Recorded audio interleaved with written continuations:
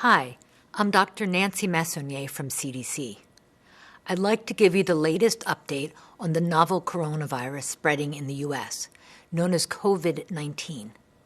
As of Sunday evening, March 8th, 34 states, plus New York City and D.C., reported more than 500 cases.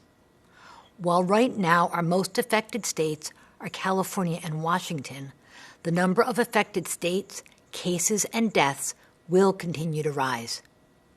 That's why I'd like to talk to you about risk. Risk can be looked at in two ways. There's risk of being exposed and getting sick from this virus, and there's risk of getting very sick or dying from illness with this virus. This virus is capable of spreading easily and sustainably from person to person. And there's essentially no immunity against this virus in the population because it's new. Based on this, it's fair to say that as the trajectory of the outbreak continues, many people in the United States will at some point in time, either this year or next, be exposed to this virus, and there's a good chance they will become sick. But again, we do not expect most people to develop serious illness. This seems to be a disease that affects adults, and most seriously, older adults. Starting at 60, there is an increased risk of death, and the risk increases with age. The highest risk of serious illness and death is in people older than 80. People with serious underlying health conditions also are more likely to develop serious outcomes, including death. I'd like to go through our recommendations for people at highest risk. Make sure you have supplies on hand, like routine medications for blood pressure and diabetes.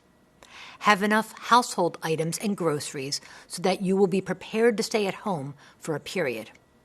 Avoid crowds, especially in poorly ventilated spaces.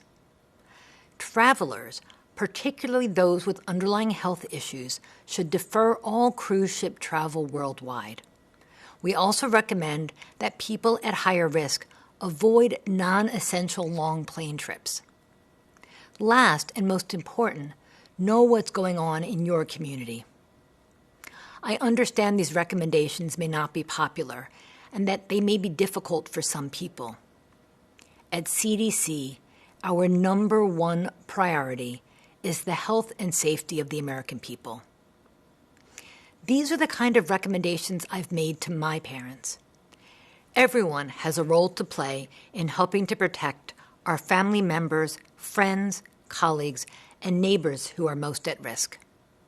Check CDC's website for the latest information, cdc.gov/COVID-19, and know what's going on in your community. Let's work together to protect each other.